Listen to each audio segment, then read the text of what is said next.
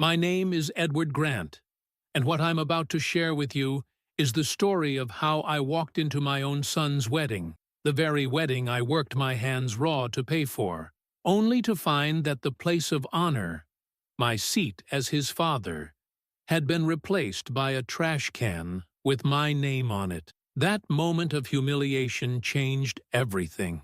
Tonight, I'll take you through the pain, the betrayal, and the quiet steps of justice that followed. Stay with me, and as you listen, tell me in the comments where you're watching from. And if stories like this speak to you, don't forget to subscribe and hit the like button. It truly helps keep these voices alive. I walked into the grand hall with my shoulders squared, my heart heavy with pride, and a knot of nerves tangled in my chest. My son's wedding. The day I had been working toward without even realizing it. The chandeliers shimmered above like stars caught in crystal. Violins hummed from the corner, and every table glowed with flowers I had paid for. Roses, lilies, tulips. I had chosen them myself when the florist told me my son and his bride-to-be hadn't bothered to attend the appointment. This was supposed to be my moment, too. The proud father, the seat of honor, the man who, after decades of hard labor, would finally sit at the front and watch his only son begin a new life. I searched for my name, walking between tables dressed in white silk and polished glass, nodding to relatives who smiled, who patted my arm, who whispered, "Congratulations." But when I reached the front, where my chair was meant to be, I froze. There was no chair, no proud father's place of honor. Instead, beneath the glow of the chandeliers, beside the bride's parents, and in full view of the guests, stood a metal trash can, a dented one, with a crooked lid. And taped across the front, in messy black marker, was a piece of paper with my name on it. Dad. The hall broke into a scatter of uneasy chuckles. Some laughed outright, thinking it was part of the entertainment. Others glanced at me and quickly looked away, their faces pale with shame on my behalf. My son stood nearby, one hand resting on his bride's waist, grinning with the smugness of a man who believes cruelty is clever. "It's just a joke, Dad," he said, smirking, his voice carrying across the room. "Don't be so serious. You've always been too uptight. Lighten up. It's my wedding." The bride laughed along, her hand covering her mouth as if she couldn't quite contain her delight. The guests clapped nervously, as if applauding would erase the humiliation. But I stood still, my feet rooted to the polished floor, my chest burning as if I had swallowed fire. My ears rang with the sound of their laughter. My eyes stung, but no tears came. I would not cry. Not here. Not in front of them. I tried to force my lips into a smile, tried to play along, but the muscles refused. All I could do was stare at that trash can, the dented lid, the mocking label, and wonder how my son, my own flesh and blood, could humiliate me like this. The weight of years pressed on me in that moment. Every late night, every early morning, every dollar saved to make this day possible. I had worked my bones raw to pay for this wedding, to give him the start I never had, and this was my thanks. A trash can where my chair should have been. I wanted to shout, to ask him if this was truly who he had become, to ask her what kind of woman encourages a man to mock his father, to ask the crowd if they found this funny, or if they simply didn't have the courage to stand with me. But I said nothing. Silence. That was my answer. That was my shield. I turned my eyes away from the trash can and met my son's gaze. For a moment, his smirk faltered. For a moment, he saw the storm gathering in me.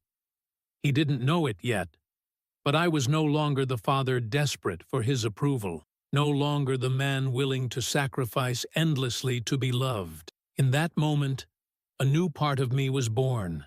The part that remembers humiliation, the part that sharpens it into a blade. The laughter faded, replaced by murmurs, the clinking of glasses, the violin strings pulling the air back to normal. But I felt none of it. I sat down. Not at the trash can, of course. Never there. But in a lonely seat at the edge of the hall, where I could watch them all. My heart beat slow and steady. I was humiliated, yes, but humiliation is only temporary.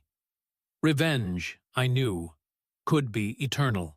As I stared at the trash can glinting under the lights, one question carved itself into my mind like stone. How did my son, the boy I raised, the boy I sacrificed for, come to see me as garbage? And with that question, the memories began to bleed back. The long years, the sacrifices, the love that had been given freely and never returned. And so, as the violin played and the hall spun with celebration, I let myself sink into the past, to the very beginning of how it all began. My name is Edward Grant, and my whole life has been about building things with my hands. Tables, doors, cabinets, even toys for my son when he was young. If you spend your life working with wood, you learn patience. You learn that strength comes from steady hands, and that nothing lasts unless you put your soul into it. I thought fatherhood was like that too.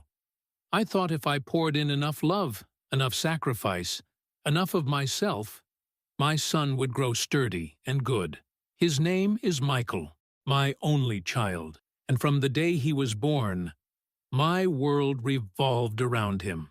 When his mother, Elaine, was alive, the house rang with laughter.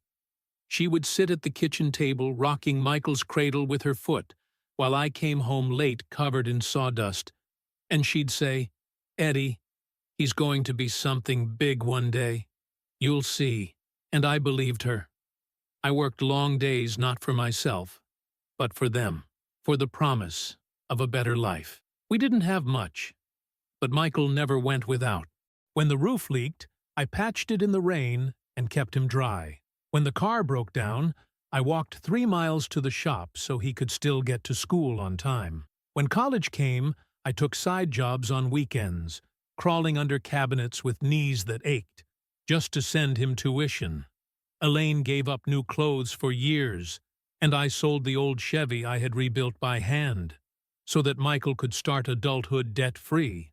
I wanted him to see that family sacrifices for family, that loyalty runs deeper than money, that when a father gives, it is not a debt, but a legacy. For a while, I thought it worked. Michael was bright, charming, the kind of young man who could talk his way through any locked door. He went off to college and studied business, saying he wanted to build something like I had. But where I built with wood, he built with words, with deals and handshakes and numbers on paper. And when he graduated, he didn't come back to the shop like he once promised. He stepped into a world of glass offices and polished shoes. And though he called, though he visited, I could feel the distance beginning. It widened the day he brought Vanessa home. Vanessa was everything Michael thought he wanted. Ambitious, sharp, always dressed as though the world was a stage, and she was the star. She smiled at me politely, but her eyes flickered with judgment when she glanced at my worn hands or the old furniture in my house. She called my shop quaint, as if it were a relic, and when I gave them a handmade clock as a housewarming gift, she whispered, "It's rustic." I brushed it off. I told myself she was young, that she'd learn the value of things built to last. But slowly, I began to see how her influence changed my son. The boy who once hugged me tight after every soccer game began to measure people by their usefulness, their connections, their money, and to him, I was still useful, not for wisdom or love, but for the money I had saved, the sacrifices I had made. It started small. A call late at night. "Dad, Vanessa and I found the perfect condo, but we're short on the down payment. Could you help?" I emptied savings meant for repairs on the house, telling myself it was for his future. Then came the car upgrade. Vanessa said it was embarrassing to drive something used when Michael's colleagues all had new ones. I co-signed the loan. Each time, Michael thanked me with words that felt thinner, like leaves drying in autumn. The red flags piled quietly. At their engagement party, I stood in my best suit, with a bottle of champagne I'd been saving since Elaine's last birthday. I imagined standing beside my son in photos, my arm around him, pride shining from my face. But when the photographer called for family shots, only Vanessa's parents were ushered forward. I stepped forward, confused, only to be told, "We'll do another round later." That round never came. At the florist, I sat alone picking roses and lilies because Michael and Vanessa were too busy. I told the florist my late wife would have chosen them, and she smiled kindly. But I saw the pity in her eyes. When the bill came, it came to me, as though it were already understood who would shoulder it. When I wrote a draft of my speech for the reception, simple words about raising Michael, about Elaine's memory, Vanessa skimmed it, then handed it back with a bright smile. "This is sweet, but keep it under 2 minutes. We don't want to drag down the energy." She suggested I remove most of the lines about his mother. It's his day, after all. That night, I sat at my kitchen table with the paper in my hand, wondering how grief could be edited for time. Even the little things cut deep.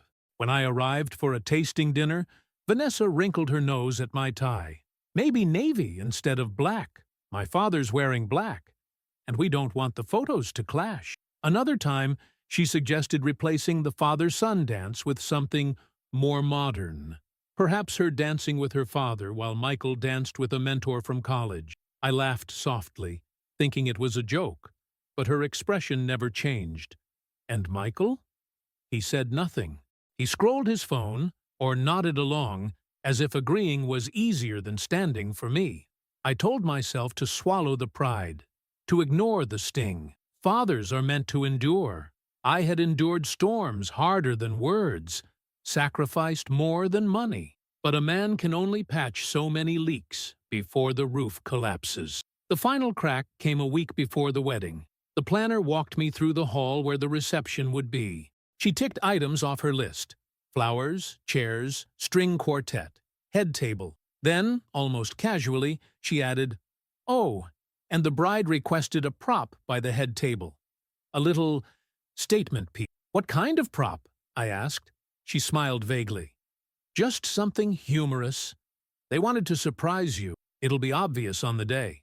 Something in her tone, in the way Vanessa smirked across the room when she overheard, chilled me. I didn't know then what it would be. Not fully, but in my gut, in that quiet place fathers carry, I knew it wasn't meant as kindness. It wasn't meant as honor. It was meant as a reminder. In their story, I was no longer the father. I was just the man they could use, discard, and laugh at. The morning of the wedding, I stood before the mirror and tied my tie 3 times before it sat, the way Elaine once liked it. Neat, but not too tight. I had shined my shoes until I could see the ceiling light reflected back at me, even though the leather still carried scuffs from years of use. I slipped Elaine's old locket into my pocket, not for anyone else to see, but to carry her with me. I told myself that no matter the red flags, no matter the little humiliations, today was about Michael, my son, my blood.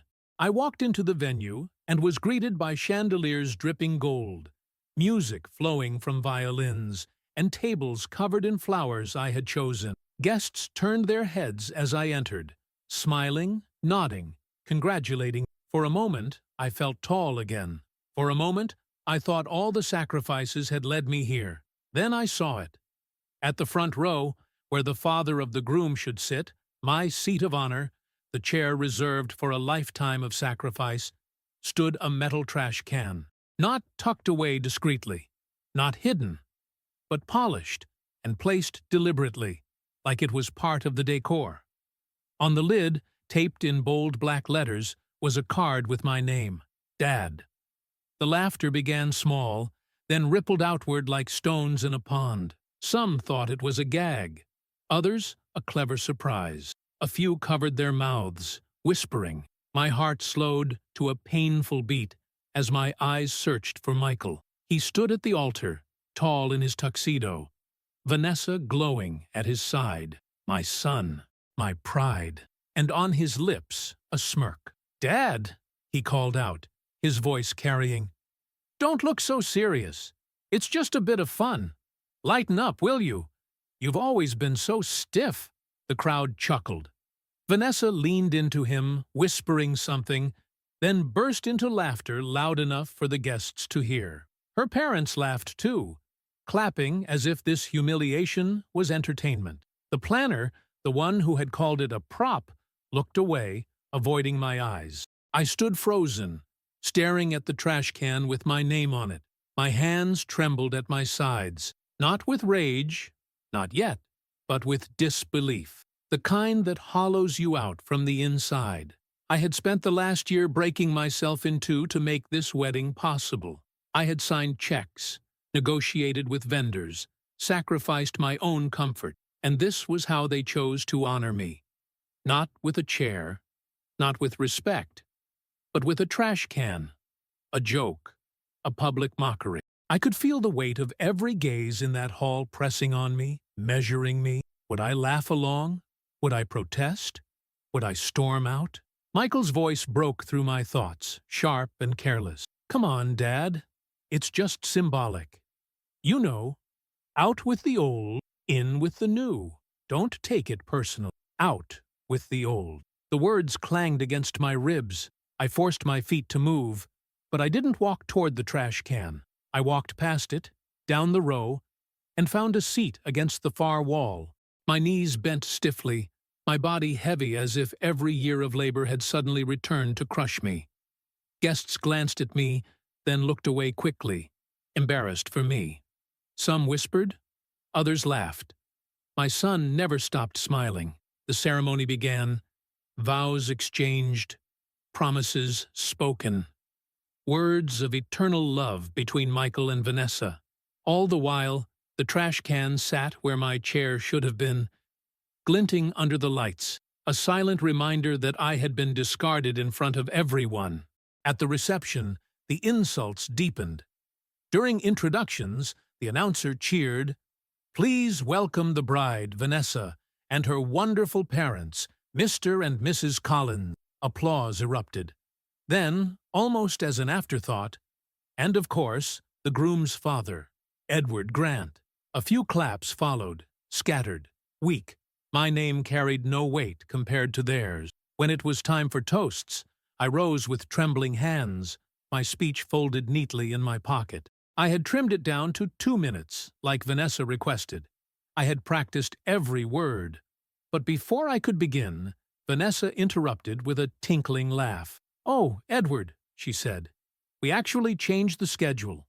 We'll have your words later, when the energy dips. Right now, we need to keep the momentum high." The crowd laughed politely. The microphone passed on. My speech, my only chance to speak to my son on his wedding day, was stolen with a wave of her manicured hand. I sat back down, my throat tight, my palms pressed together to keep from shaking. Later, when the dancing began, I waited for the father-son dance. My moment. My chance to hold my son close and remember the boy he once was. But instead, the DJ announced a special twist. Vanessa twirled into her father's arms as Michael danced with his college mentor, a man I had met only once. The guests applauded wildly, cheering at how modern and fresh it was. My absence, was applauded. I sat in silence, clapping politely, though inside my chest the silence screamed. As the night dragged on, humiliation piled like bricks on my back. At one point, I overheard Vanessa whisper to a bridesmaid, "Honestly, I don't know why he even came. He's just so outdated." Michael laughed. He laughed with her. By the end of the evening, the trash can was gone, quietly rolled out by staff. But the damage had been done. The guests had seen it. My name had been taped to it. My son had laughed at me. When the lights dimmed and the last song faded, I rose from my lonely seat. My legs felt heavier than ever. I walked past tables littered with empty glasses, past guests who avoided my eyes, past flowers I had chosen, bills I had paid. I walked out into the cold night air, my breath clouding before me. No one stopped me. Not my son, not Vanessa, not even the planner who had seen me sign every check. I slipped away unseen, like a man whose presence mattered as little as the trash they'd mocked me with. I drove home in silence. The road blurred beneath my headlights. I parked in my driveway, entered my house, and sat at the kitchen table where Elaine's locket still lay heavy in my pocket. For the first time in my life, I felt truly discarded. Not just overlooked, not just disrespected, but thrown away. Like the trash can with my name taped to it. I did not cry. I did not curse. I did not slam my fists against the table. I sat in silence, and in that silence, something shifted. Something steady. Something cold. I had been humiliated in front of everyone, used, mocked, replaced. But a father who has built his life with his hands knows one truth above all. Anything that can be built can also be taken apart. The morning after the wedding, my house felt colder than it ever had. Not because of the draft that crept under the back door, but because of the silence. A silence so sharp it cut deeper than the laughter I'd endured the night before. I brewed a pot of coffee and sat at the kitchen table, staring at Elaine's photo on the wall. Her smile, forever 20 years younger than me, seemed to ask the question I didn't want to answer. Why did you let them do this to you? I could still see the trash can in my mind, the bold letters spelling Dad, the guests laughing. I had been made a fool in public, and Michael, my son, hadn't lifted a finger to stop it. For hours I sat still, thinking. Wood teaches you patience. You can't rush a cut. You wait. You measure. You strike once. And if you strike true, you never have to do it again. By noon, I had pulled out a thick folder from my desk drawer. Bills, contracts, receipts. Every payment I had made for that wedding was in there. I had signed the contracts. I had written the checks. My name was on more paperwork than theirs, because whenever something needed a guarantor, I had stepped forward. Dad will cover it, Michael always said. Vanessa nodded as though my money was just another vendor on their list.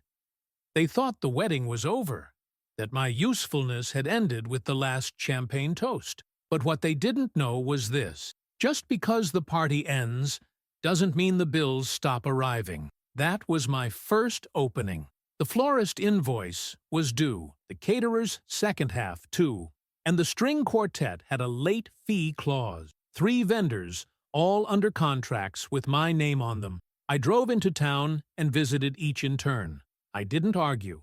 I didn't plead. I simply asked them to redirect final billing to Michael and Vanessa as the true hosts of the wedding. At the florist, the owner frowned, flipping through the contract. Mr. Grant, you already paid the deposit.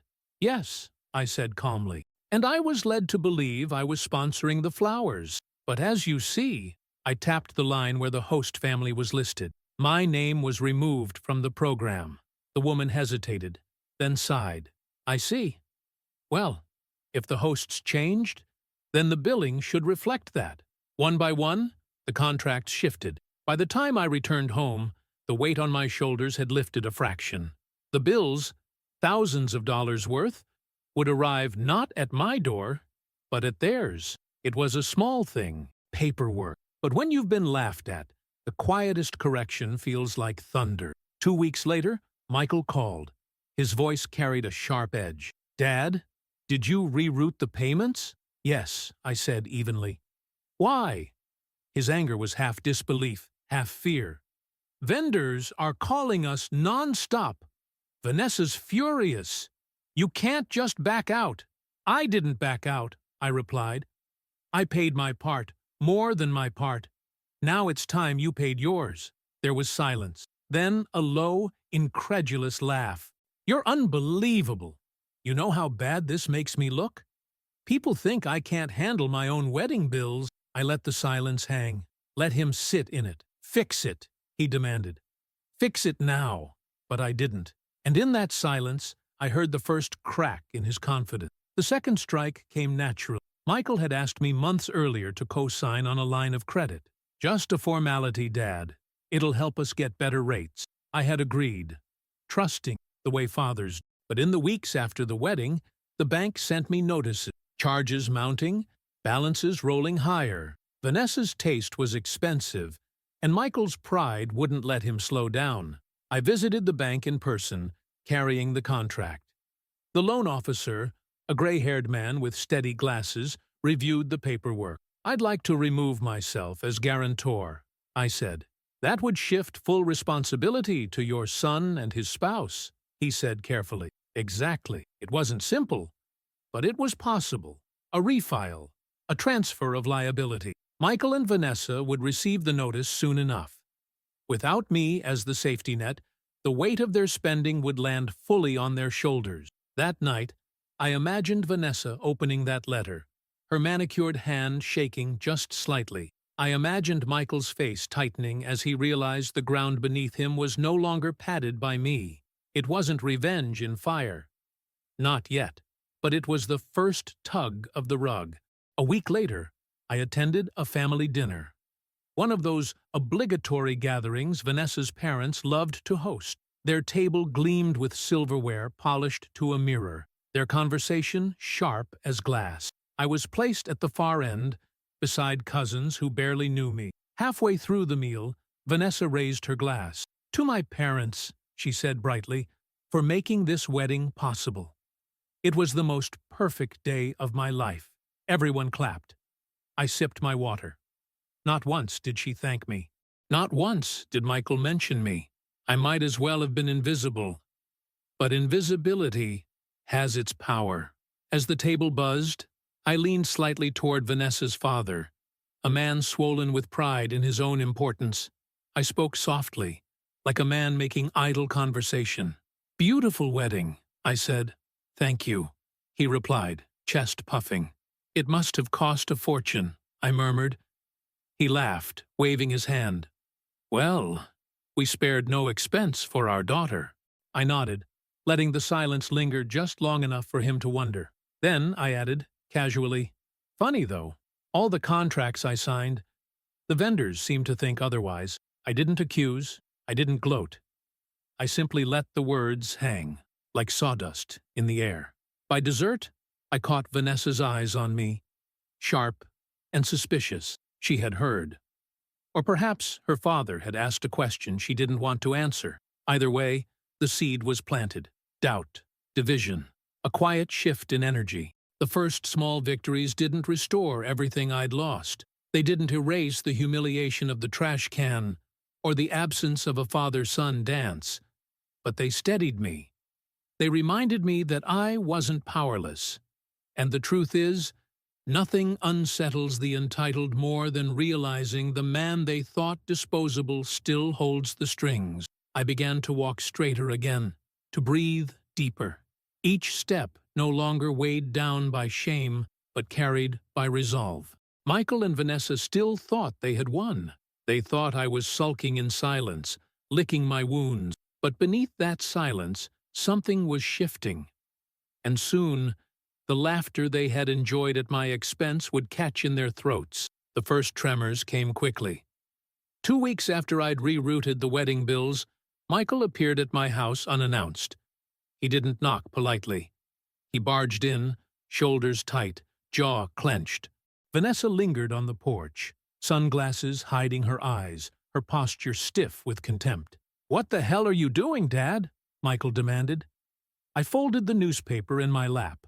"Good morning to you, too. Don't play coy. The florist, the caterer, the musicians, they're hounding us. Do you have any idea how humiliating this is?" I raised my eyes slowly. Humiliating? The words sat bitter on my tongue. His face flushed. Vanessa's father had to cover half of it at the last minute. "Do you know how that made me look? Like some boy who can't handle his own wedding? You've embarrassed me in front of my in-laws." I wanted to laugh at the irony, but I didn't. "I paid more than my share, Michael. Much more. You embarrassed yourself." Behind him, Vanessa shifted, finally speaking. Her voice was honey-laced with venom. "You're being dramatic, Edward. The wedding was our day. A father should want to help. That's tradition. But now you're sabotaging." Sabotaging. That was her word for pulling back, after they drained me dry. Michael jabbed a finger toward me. You've made a mistake, Dad. Fix it, or I'll make sure you regret this. The threat hung heavy in the air. Once, those words would have shattered me, but now, I saw them for what they were. Desperation.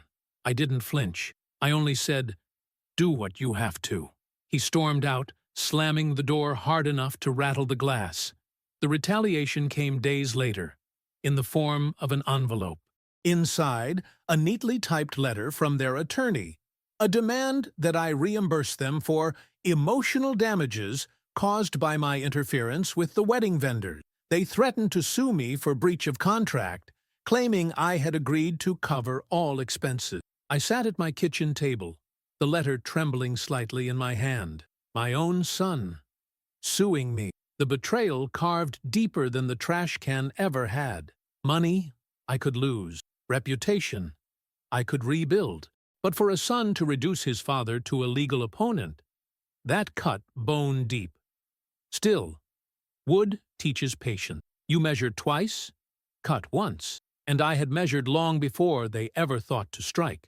A flashback came to me then, sharp as the scent of sawdust. Months earlier, when Michael had asked me to co-sign that line of credit, I'd hesitated. Elaine's voice had whispered in the back of my mind, always read the fine print, Eddie. So I had asked my lawyer, an old friend from church, to review the documents, quietly, without Michael knowing. Interesting, my lawyer had said, pointing to a clause. This makes your son and his fiancée the primary debtors. You're just a guarantor. With the right steps, you can step away at any time. At the time, I tucked that knowledge away like a nail in the pocket of my apron, forgotten until needed. Now, facing their lawsuit, I remembered. I called my lawyer again. We met at his office, the smell of paper and ink thick in the air. He reviewed the demand letter and chuckled softly. They don't have a case, Edward. In fact, he slid a different document across the desk, the copy of the co-signing agreement. You've already removed yourself from their loan, correct? I nodded. Then, this isn't just baseless, it's reckless. If they push this in court, their financial records will be exposed. Spending habits, unpaid bills, everything. Do you think their shiny new reputation could survive that? I leaned back in my chair. The first embers of satisfaction warmed my chest. The next time Michael and Vanessa summoned me, yes, they summoned me, it was to Vanessa's parents' home, a grand place, all marble floors and portraits in gilded frames. I entered the dining room to find them all seated as if for a tribunal. Michael at one end, Vanessa at his side, her parents flanking them like generals before battle. Vanessa's father cleared his throat. Edward, this situation has gotten out of hand. My daughter and son-in-law tell me you're refusing to honor commitments, that you're trying to make them look irresponsible. I said nothing, letting him puff himself up. Vanessa leaned forward, her smile brittle. We just want peace, Edward. If you'll agree to transfer a portion of your retirement savings to us, consider it a wedding gift. We can all put this unpleasantness behind us. Michael's eyes burned into mine, daring me to refuse. I reached into my jacket pocket and placed a small recorder on the table. I pressed play. Their voices filled the room, a recording I had captured weeks earlier at the rehearsal dinner, when they thought I wasn't listening. Vanessa's voice, clear and cruel. Honestly, once the wedding's paid for, we don't need him around. He's just outdated. Let him sit in the back and smile. Then Michael's voice, laughing. We'll milk him for what we can. He's too soft to fight back. The room went silent. Vanessa's father's face drained of color. Her mother's hand froze around her wine glass. Michael shot to his feet. You had no right. I had every right, I said calmly, pocketing the recorder. And if you push this lawsuit, if you keep dragging me through your schemes, that recording will find its way into the hands of every person who attended that wedding, every business partner you're courting, every family member who still thinks you're honorable. Vanessa's lips parted, but no words came. Her father turned to her sharply, his voice low, furious. Is this true? She stammered. But the damage was done. I stood, straightening my jacket. I won't give you a penny more. Try your legal games if you want, but understand, you'll be the ones exposed, not me.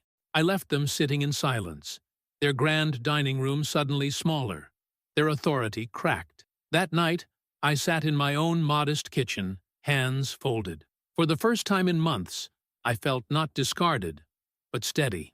The humiliation they had poured on me was being returned, drop by drop. They had tried to make me trash, and instead, they were the ones beginning to stink. This wasn't the end. Not yet. But it was the moment they realized something they had never considered before. I wasn't their victim. I was their reckoning, and the next move would decide everything. They thought the storm had passed. Weeks went by without a word from me, and Michael must have mistaken my silence for surrender.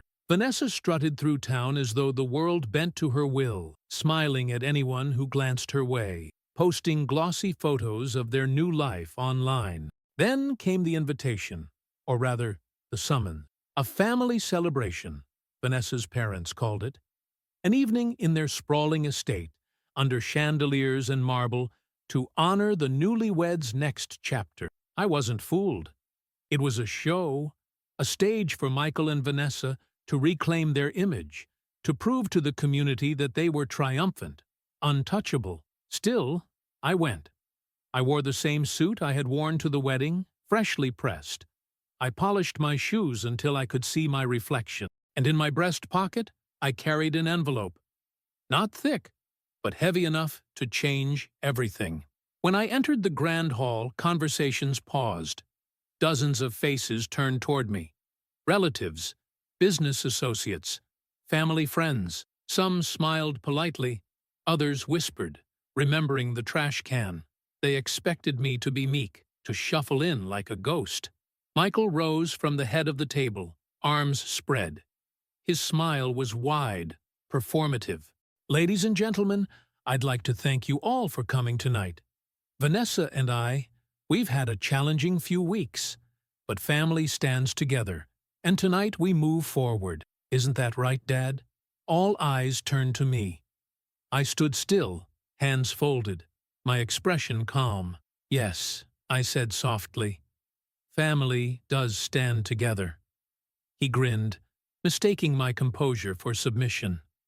You see, even after our disagreements, blood is thicker than water. The room chuckled approvingly. Vanessa leaned in, her hand sliding over Michael's arm, her smirk triumphant.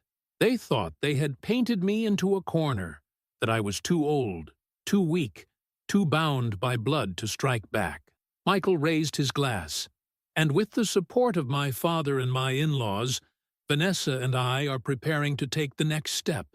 A new business venture, real estate. We'll carry on the Grant name with pride. Applause filled the room. Vanessa's father nodded proudly, puffing his chest.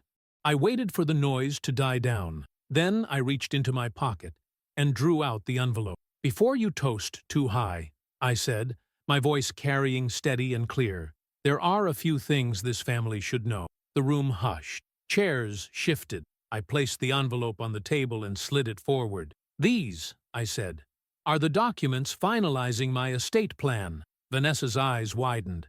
Michael leaned forward eagerly. Dad, you didn't need to. I held up a hand. No, let me finish. I opened the envelope and withdrew a single page, unfolding it slowly. The crackle of paper echoed louder than any violin. For years, I began, I worked with my hands. I built a shop, a home, and a life. I paid every bill, carried every burden, and poured every ounce of myself into making sure my son would never want. I gave, and I gave, and I gave. And in return, my eyes lifted to Michael's. I was given a trash can with my name on it. Gasps rippled through the room. Vanessa's mother shifted uncomfortably. I laid the page flat. This is my will. Effective immediately. Every asset I own, the shop, the house, the savings, will be divided. But not to the man who discarded me. Michael's smile faltered. Dad, "What are you talking about?" I continued, my voice calm, even. "The business will go to my apprentices, the young men and women who stood by me and called me a mentor when my own son did not. My savings will be donated to the community center, the place that gave Michael scholarships when I could not. And the house will go to my sister's children, who never once treated me like an inconvenience." The silence that followed was thick as stone. Vanessa's face drained of color. Michael stumbled forward. "You can't do this. I'm your son." I met his eyes. Blood may be thick, but respect is thicker. The room went still. Some guests bowed their heads. Others stared openly at Michael, their eyes filled with disappointment. Vanessa's father looked as though he'd swallowed glass. Michael's voice cracked, louder now, panicked. "After everything I've done for you, what have you done for me?" I asked softly, cutting him off. My voice carried not with anger, but with the weight of truth. "When your mother died, I held this family together. When you wanted schooling, I worked my hands raw. When you needed a home, I emptied my savings. When you wanted a wedding, I signed every paper. And in return, you mocked me. You humiliated me. You laughed while a room full of strangers watched me branded as garbage." The words hung, unshakable. Michael opened his mouth, but nothing came. His hands trembled at his sides. Vanessa touched his arm, but he shook her off, his face pale with rage and shame. The guests murmured. Some avoided his eyes. Others stared coldly. The tide had turned, and they all knew it. I folded the will neatly, returned it to the envelope, and tucked it into my jacket. "You thought I was soft. You thought I was disposable. But everything you have rested on my shoulders. And now—" I paused, letting the silence drag until the air was taut. "Now, those shoulders are gone." The room exhaled, a mix of shock and awe. Michael slumped into his chair, defeated. Vanessa's father looked at him with disgust. Vanessa herself sat rigid, her smirk gone, her eyes darting like a trapped animal. I stepped back, my voice lowering but cutting sharper than any shout. "You wanted to make me trash. Instead, you made yourselves hollow. And everyone here can see it." That was the line. The one that silenced the room. For a long moment, no one moved. Then, slowly, one of my cousins began to clap. Another joined, then another. Until the hall echoed not with laughter, but with applause. For me. Not for Michael. Not for Vanessa. For the father who refused to be discarded. I bowed my head slightly, accepting it not as triumph but as closure. Then I turned and walked out, leaving them in the rubble of their own arrogance. The fallout came swiftly, as I knew it would. Within days of the family celebration, word spread. The recording, the will, the truth about who paid for what. Whispers carried faster than fire through dry grass. People in town looked at Michael differently. His colleagues at the firm stopped inviting him to lunches. Vanessa's polished smile no longer drew admiration, only suspicion. I didn't need to chase their downfall. It unfolded naturally, as it always does when arrogance meets consequence. The in-laws who once clapped for them now avoided eye contact. The friends who drank their champagne quietly deleted photos from the wedding album online. Their business venture collapsed before it began.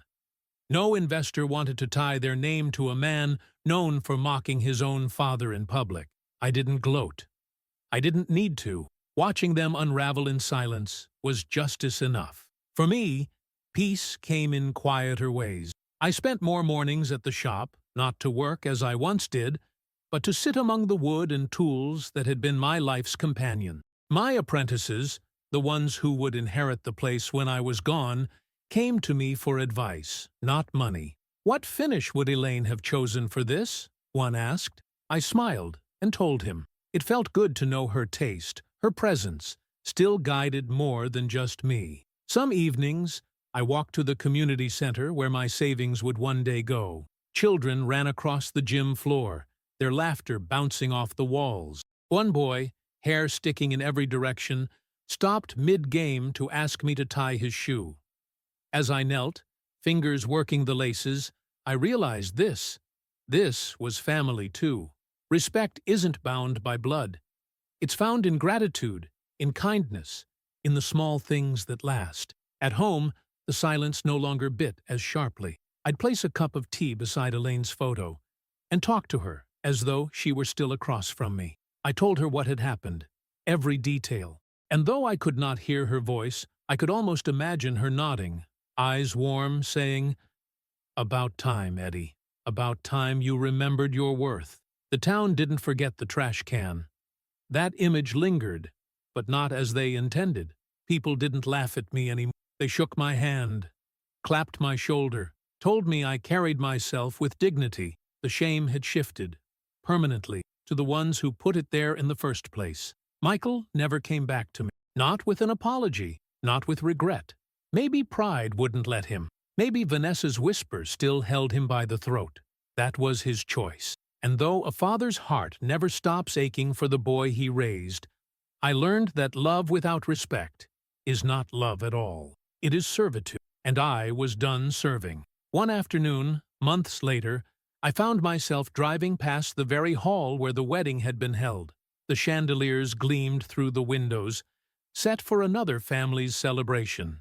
For a moment, I saw it again. The trash can with my name taped across it. The laughter. The sting. But this time, I didn't feel humiliated. I felt resolved, because that night was not my ending. It was the beginning of the man I was always meant to be. A man who does not bend to disrespect, who does not sell his dignity for approval. I rolled down the window and let the wind wash over me. The past stayed in that hall. The future was mine to walk with steady steps. I don't tell this story to invite pity. I tell it because life has a way of testing us in the cruelest ways, especially as we age. Children grow, pride hardens, respect thins, and too often, those who gave everything are left discarded, like garbage. But let me tell you this, we are never trash. We are the roots. We are the ones who built the tables they eat from, the roofs that keep them dry, the opportunities they mistake for entitlement. And when those roots are mocked, when loyalty is severed, the tree rots from within. I found my peace not by shouting, not by begging, but by remembering one simple truth. Dignity belongs to the one who keeps it. Respect can be stolen only if you hand it over. So, when they ask me now if I regret it, if I regret cutting Michael out of my will, out of my legacy, I say no. My legacy lives not in him, but in every hand that shakes mine with honesty, in every apprentice who builds something sturdy, in every child at the community center who laughs freely, never wondering if they are loved. That is enough. In the end, I go back to the image of the trash can. It was meant to break me, but all it did was reveal who truly belonged in it. And so, my moral is simple. Respect your elders, or risk learning too late that the ground you walk on was built by their sacrifice. Throw them away, and you may find the hollow sound of your own footsteps is all that remains. Thank you for staying with me through this story. If it touched you, or reminded you of something from your own life, I'd love to hear your thoughts down in the comments. Your stories matter here. And if you'd like to support the channel so we can share more of these heartfelt tales together, don't forget to hit the like button and subscribe. It truly makes a difference, and it helps this community grow. Until next time, take care of yourselves, and remember, respect is the greatest gift we can give and receive.